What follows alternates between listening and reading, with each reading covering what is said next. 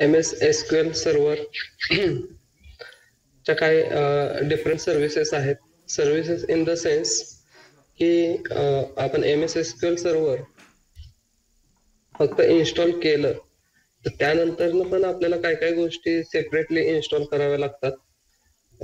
जसं की हे फर्स्ट आपण बघूयात SQL सर्व्हर इंटिग्रेशन सर्व्हिसेस. हे आहे जे this tools transfer various data types from one source to another through export import transformation loading. आता यातल्या काय काय गोष्टी आहे आपण SQL सर्व्हर जेव्हा डाउनलोड करतो त्यात ऑटोमॅटिकली या सुद्धा काही काही गोष्टी डाउनलोड होतात, इन्स्टॉल होतात. तर त्या फक्त मी जस्ट सांगतोय माहिती असाव्यात. त्यातलं मी फर्स्ट 2-3च सांगतो. तर हे जे आहे ते SSIS हे टूल जे आहे हे डेटा ट्रान्सफर करण्यासाठी डेटा टाइप्स यूज केलं जातं. दुसरं आहे SQL सर्व्हर मॅनेजमेंट स्टुडिओ. हे मोस्टली यूज केलं जातं जास्त, ज्याच्यावरती आपण पुढं क्वेरीज वगैरे रन करणार आहोत. तर हे tool manage, deploy and monitor SQL server database यासाठी यूज केलं जातं. म्हणजे ज्याच्या आपण इन्सर्ट करतो, अपडेट करतो, क्रिएट डेटाबेस वगैरे जे काही करणार आहोत, ज्याच्यावरती आपण ज्या टूलवर करणार आहोत, म्हणजे आपण आता फक्त इन्स्टॉल SQL सर्व्हर इन्स्टॉल केलं तर त्यानंतर अजून एक स्टेप असते त्या इन्स्टॉलेशन मध्ये की तुम्हाला SSMS एक इन्स्टॉल करावं लागतं. तर ते SSMS इन्स्टॉल केल्यानंतर तुम्हाला इथे दिसतं हे साइन खाली तुम्हाला फक्त PDF दिसते की मी जे आता विंडो ओपन केली ती दिसते.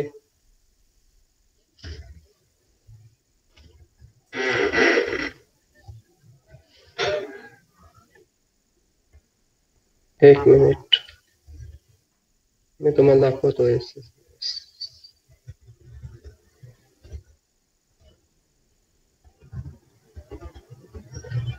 ठीक आहे, एक मिनिट. SSMS आपण दाखवतो तुम्हाला ऍक्च्युली ते काय आहे ते. आपण त्याच्यावरतीच काम करणार आहोत SSMS वरती.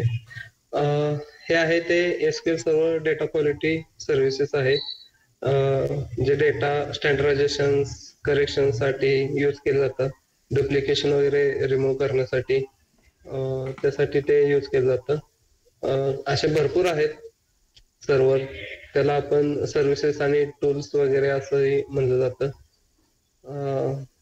हे तर काही टूल्स आहेत ते डेटा अनालिसिस साठी यूज केले जातात. SQL server analysis services SSAS. This tool is used in decision support and business analytical data engine. It is designed for deeper and faster data analysis, data mining, and also has machine learning capabilities. R and Python language are integrated with SQL Server for advanced analytics. तर याच्यासाठी म्हणजे further analysis साठी वगैरे हे use केलं जातं tools. त्यानंतर हे आहे SSRS जे रिपोर्टिंग साठी यूज केलं जातं.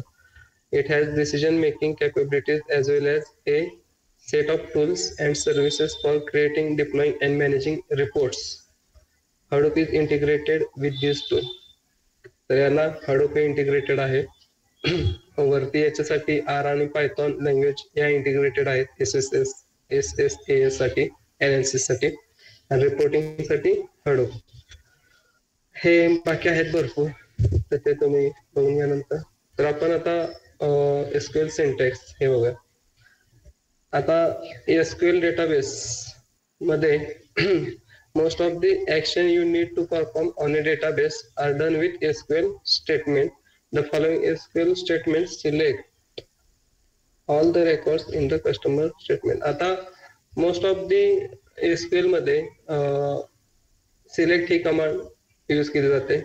तर सिलेक्ट ही कमांड कशासाठी असते, तर आपल्याला एखाद्या टेबल मधून रेकॉर्ड्स एक्सट्रॅक्ट करायचे असतात.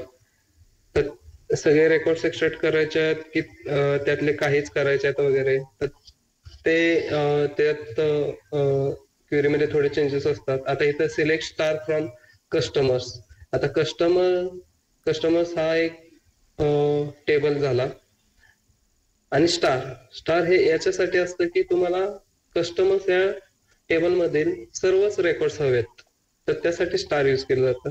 आता तुम्हाला समजा फक्त 10-15च रेकॉर्ड्स हवेत, 100च रेकॉर्ड्स हवेत, तर तुम्ही इथं तसं लिहू शकता की सुरुवातीचे 100 टॉप 100 सिलेक्ट टॉप 100 आणि स्टार स्टार यासाठी टाकावं लागतं पुन्हा पुढे की स्टार हे याच्यासाठी यूज केलं जातं की तुमचे सगळे कॉलम त्यात घेतले जातात स्टारमुळे.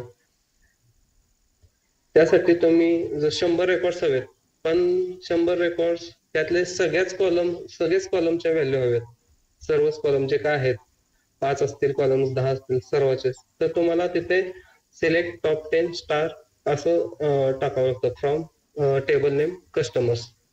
आता तुम्हाला पर्टिक्युलर कॉलमच हवेत, म्हणजे समजा की आता स्टुडंट कस्टमर्सचा टेबल आहे, त्यात first name, last name, age वगैरे आहे, पण तुम्हाला फक्त फर्स्ट नेम लास्ट नेमच हवंय, तर तुम्ही इथे कसं टाकू शकता की सिलेक्ट.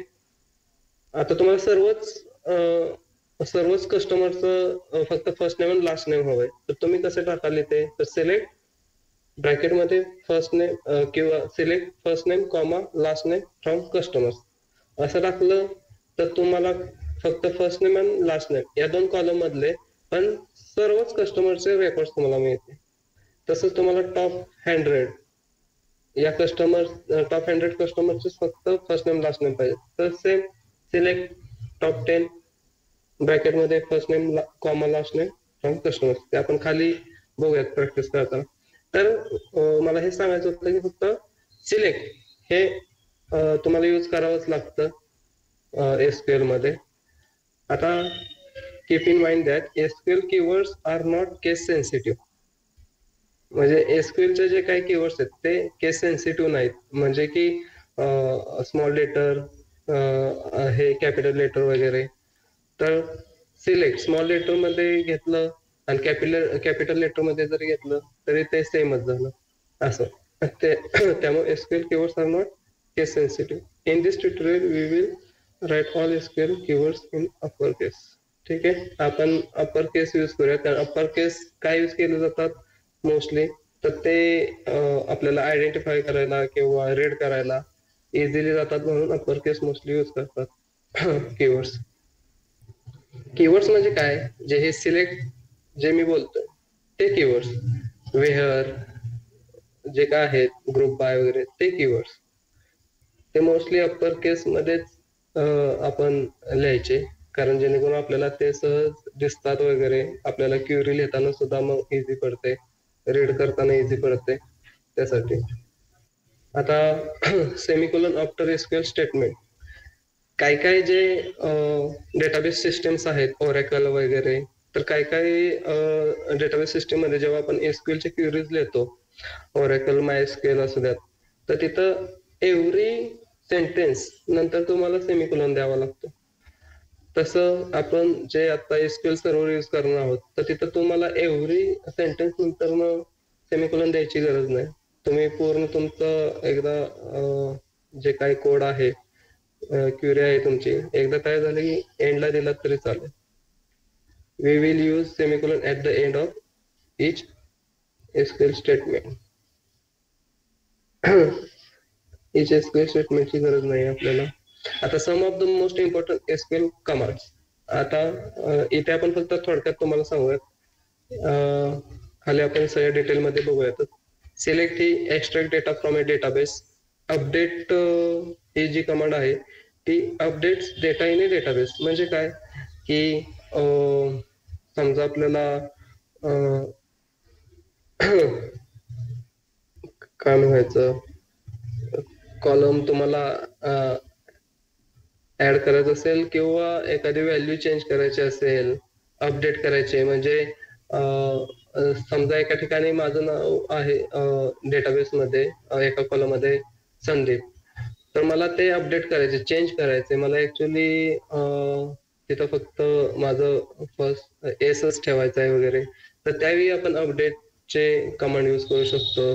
किंवा एखादी व्हॅल्यू चेंज करायची की जिथं बाबा 10 व्हॅल्यू आहे ती मला चेंज करायची, त्याच्याऐवजी मला रिप्लेस करायचंय 9ने 8ने वगैरे.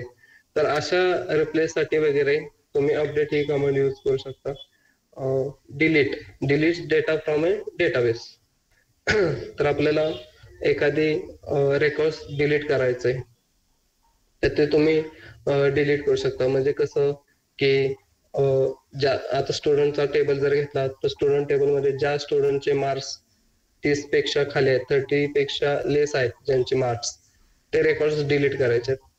तर त्यासाठी वगैरे तुम्ही डिलीट हे यूज करू शकता. त्यात वेअर कंडिशन मध्ये तुम्हाला टाकावं लागतं ते. इन्सर्ट्स न्यू डेटा इंटू ए डेटाबेस. एखादा न्यू स्टुडंटचा डेटा इन्सर्ट करायचा आहे स्टुडंट टेबलमध्ये, तर त्यासाठी इन्सर्ट इंटू. क्रिएट डेटाबेस, जो नवीनच डेटाबेस आपल्याला क्रिएट करायचा आहे त्यासाठी. अल्टर डेटाबेस म्हणजे डेटाबेस मॉडिफाय करायचा आहे, रिनेम करायचा आहे, किंवा त्यात एखादा कॉलम ऍड करायचा आहे, एखादा कॉलम डिलीट करायचा आहे वगैरे, एखाद्या कॉलमचा टाईप चेंज करायचा आहे, तर त्यासाठी तुम्ही अल्टर डेटाबेस यूज करू शकता. क्रिएट टेबल, डेटाबेस वेगळा, टेबल वेगळा. तुम्हाला ह्या गोष्टीमध्ये कन्फ्युज होईल.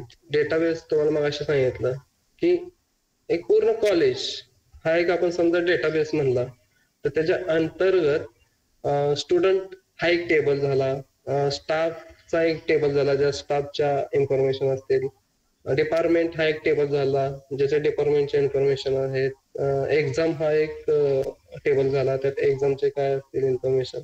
तर हे टेबल झाले आणि त्या सगळ्यांचा एक डेटाबेस जो कॉलेज, त्याच्या आतमध्ये हे सगळे टेबल्स असतात, मल्टिपल टेबल्स.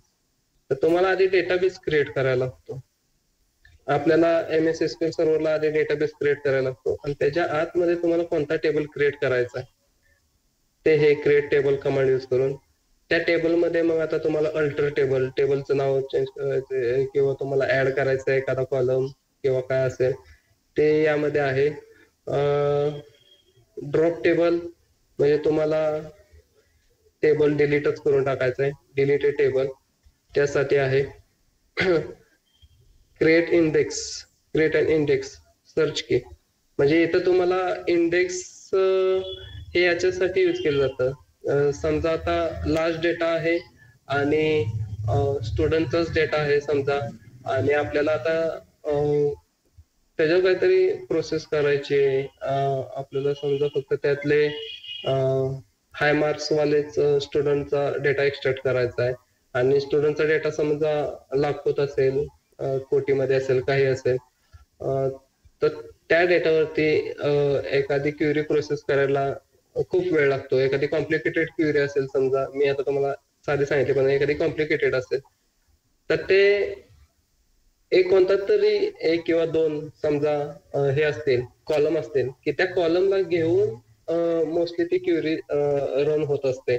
म्हणजे की मार्क्स हा कॉलम घेऊन किंवा स्टुडंट आयडी तर हा ऑब्विसली येतोच, तो प्रायमरी की, तो कॉलम, असे 2-3 कॉलम आपण घेऊन ते क्युरीज रन करत असतो.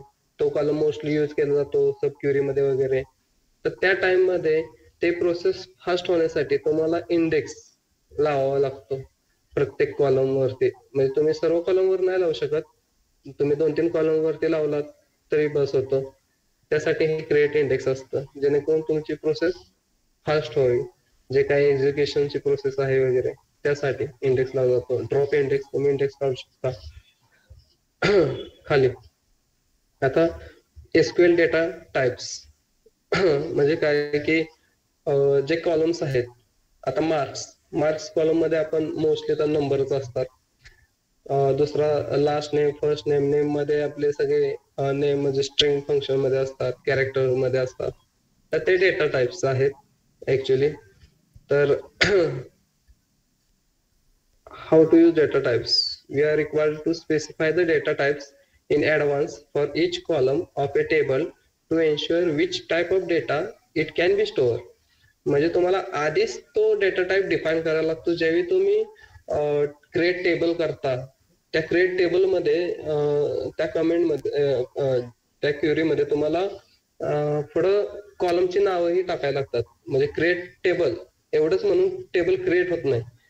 तर तो आता एसक्यूएल मध्ये आहे ना, तुम्हाला ज्या क्वेरीज आहेत ना, कमांड्स आहेत ना, त्या खूप साध्या सिंपल आहेत. म्हणजे जस्ट आपण जसं बोलतो ना तसंच क्वेरी असतात मोस्टली तरी बऱ्यापैकी. त्यामुळं त्या कॉम्प्लिकेटेड वाटत नाही. तर क्रिएट टेबल मध्ये पण कसं असतं, क्रिएट वर्ड असतो, क्रिएट टेबल, टेबलचं नेम आणि पुढं कॉलम नेम, की कोणते कॉलम तुम्ही त्यामध्ये हे करणार आहात, घेणार आहात. तर मग क्रिएट टेबल स्टुडंट आणि पुढं फर्स्ट नेम, कॉलमची नावं, लास्ट नेम वगैरे. तर तुम्हाला फक्त कॉलमची नावच देऊन चालत नाहीत.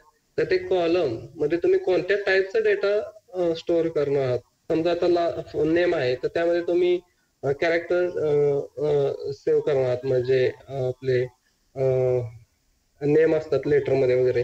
तर मग त्यासाठी तुम्हाला नेम, पुढं तुम्हाला व्हॅरकॅर वगैरे असं आहेत, ते तुम्हाला खाली डेटा टाईप सांगतो.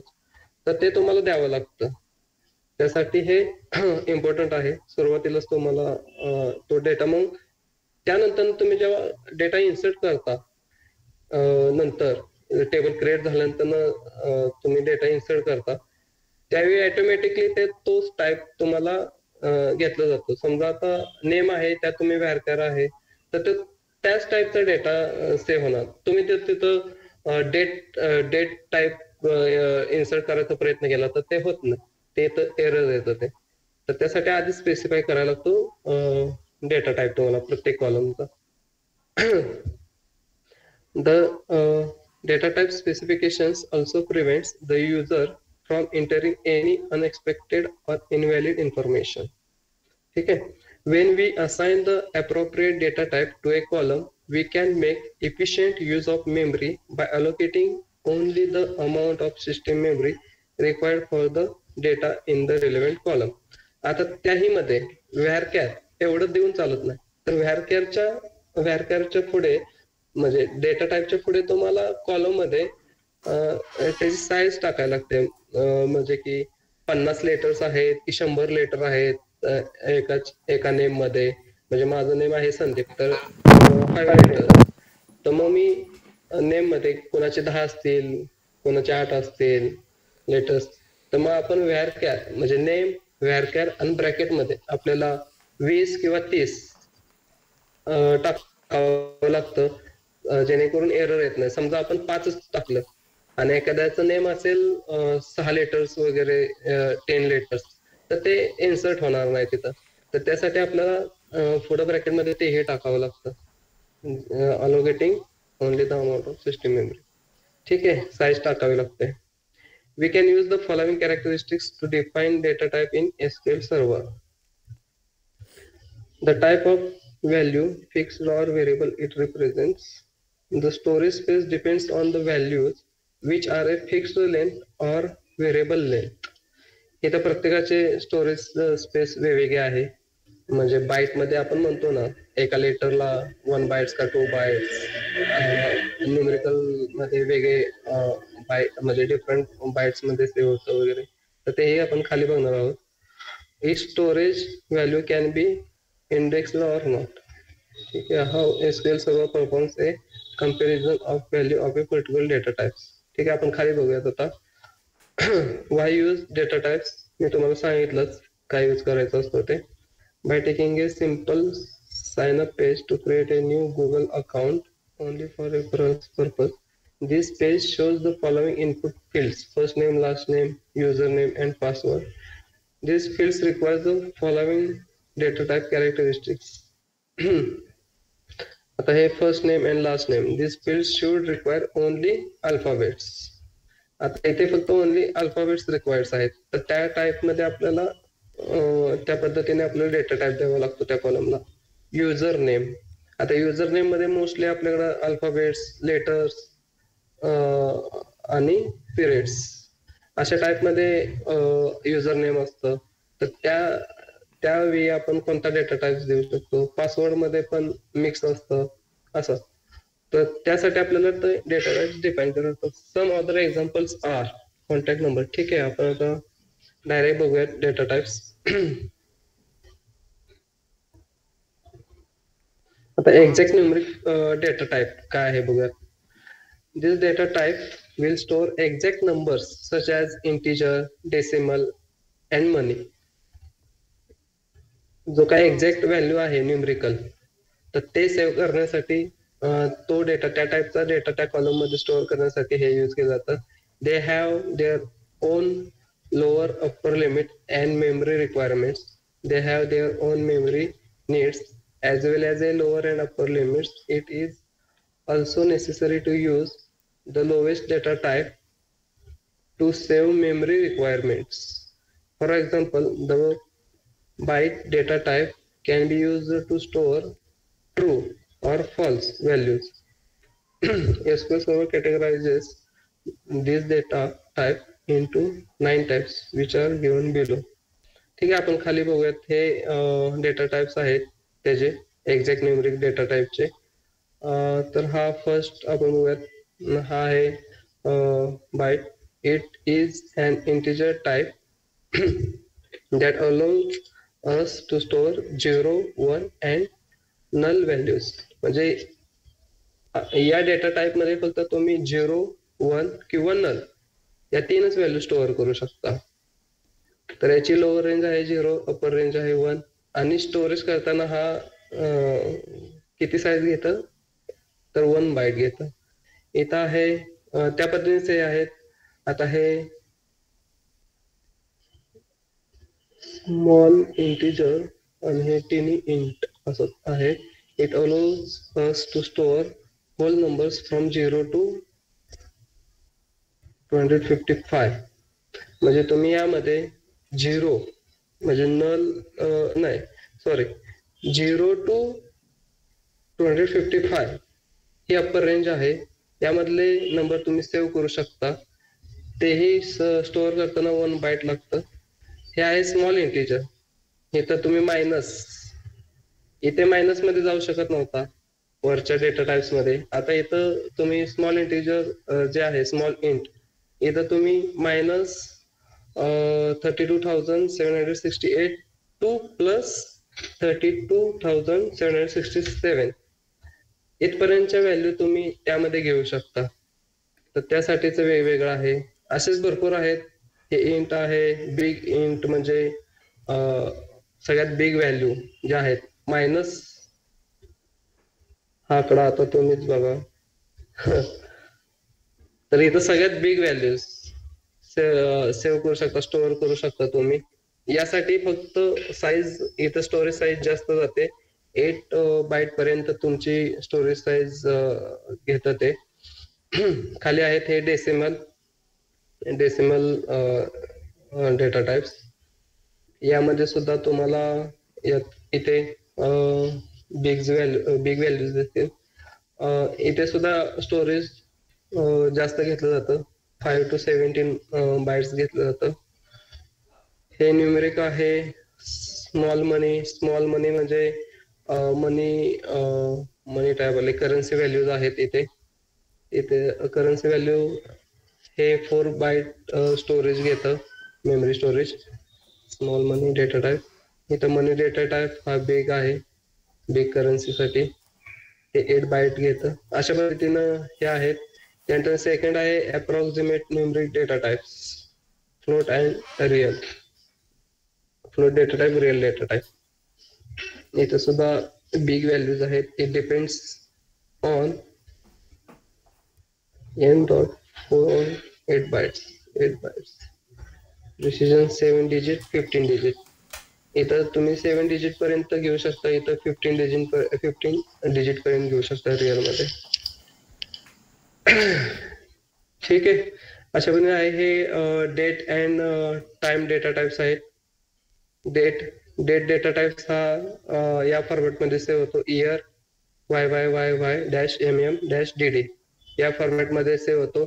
याची लोअर रेंज डेटची ही आहे 001-01-01 आणि अप्पर रेंज म्हणजे तुम्ही जेव्हा डेट एंटर कराल एखाद्या डेट कॉलम मध्ये आणि त्याला डेट हे फंक्शन डेटा टाइप देणार आहात, तर तुम्ही 31 डिसेंबर 9,999 या इयर पर्यंतच तुम्ही इन्सर्ट करू शकता, त्याच्या पुढे तुम्हाला इन्सर्ट होत नाही. म्हणजे इथं तुम्ही या इयरच्या पुढे जायचा प्रयत्न केला, इन्सर्ट करायचा प्रयत्न केला तर ते होत नाहीत. याची अपर रेंज एवढीच आहे. त्यासाठी 3 बाइट्स स्टोरेज साईज घेतं.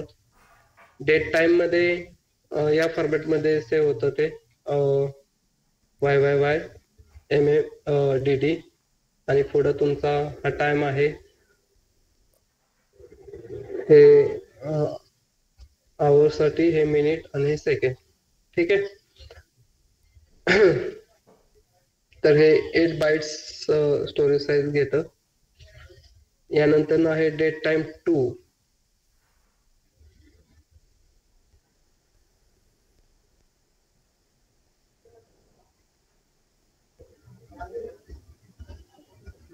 It specifies date and time with fractional seconds and any accuracy of 100 nanoseconds. It provides precision from 0 to 7 digits. By default, its precision is 7 and the format is this YYYY-MM-DD HH MM and SS fractional. या type मध्ये हा save होतो. याची storage size आहे 6 to 8 bytes. ठीक आहे. अशा पद्धतीनं हे आहेत स्मॉल डेट टाइम आहे. कॅरेक्टर स्ट्रिंग डेटा टाइप हा याच्यासाठी यूज केला जातो.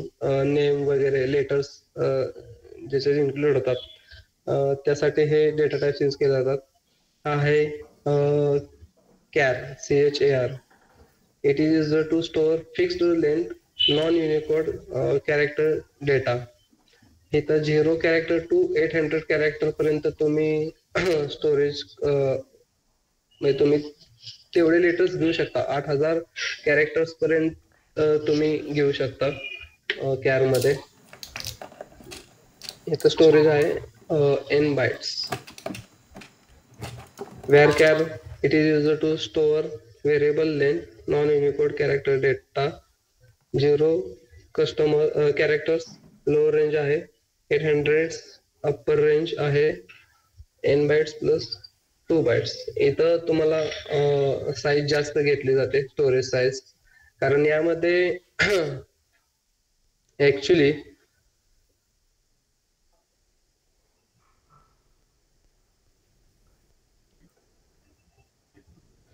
हे तुम्हाला नॉन युनिकोड आणि युनिकोड यामध्ये थोडा डिफरन्स राहतो. म्हणजे नॉन युनिकोड हे इंग्लिश लेटर जे आहेत आपले तेच फक्त घेतात. पण युनिकोड मध्ये कसं होतं की प्रत्येक लँग्वेज नुसार वेगवेगळं स्टोरेज बाईट इथं घेतलं जातं, म्हणजे स्टोरेज ॲक्वायर्ड केलं जातं. तर युनिकोड मध्ये तुमची समजा कर्नाटक लँग्वेज असेल किंवा आउट ऑफ इंडिया दुसऱ्या कंट्रीच्या लँग्वेजेस वगैरे असतील तर त्यांचे जे लेटर्स किंवा त्यांचे कॅरेक्टर्स जे आहेत तर त्या पद्धतीनं प्रत्येकाचे स्टोरेज साईज वेगळे आहे. तर त्यासाठी इथं हे जे एन आहे तर actually N char N var char अशा पद्धतीनं ते त्यासाठी यूज केलं जातं. तुम्हाला जर त्या लेवलचा त्या पद्धतीचा डेटा तुमच्याकडे असेल, तुम्ही स्टोअर करणार असाल तर ते खाली डिस्कस केलेलंच आहे मी ऍक्च्युली. इथं N var char it is used to store variable length Unicode character data. त्यासाठी तुम्हाला एन व्हॅर कॅर यूज करावं लागतं.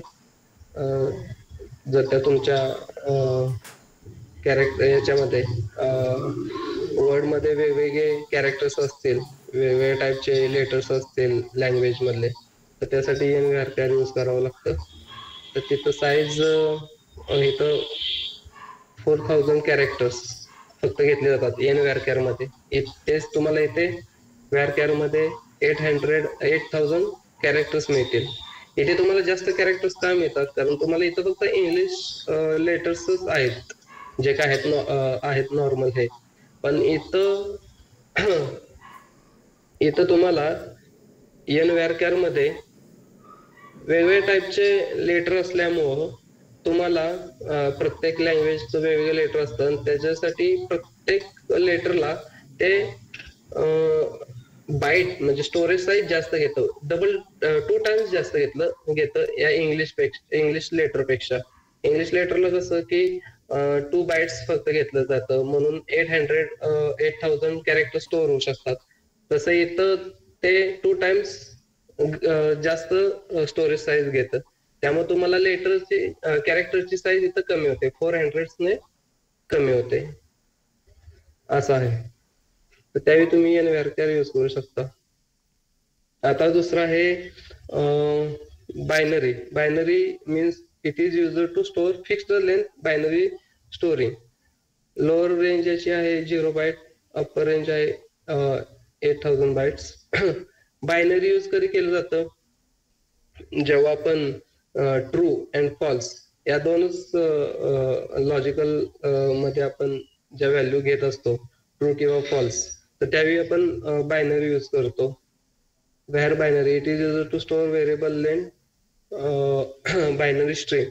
आता इथं आहे बायनरी मध्ये फिक्स्ड लेंथ आहे, तसं व्हेअर बायनरी मध्ये तुम्हाला लेंथ ही फिक्स राहत नाही, असं आहे. त्यामुळे त्यावेळी तुम्ही व्हेअर बायनरी यूज करू शकता. The actual length of data entered plus 2 bytes. 2 bytes जास्त आहे. हे आहे image data type. It is similar to the var binary data type that can store up to 2 GB. Image या data type मध्ये तुम्ही 2 GB पर्यंत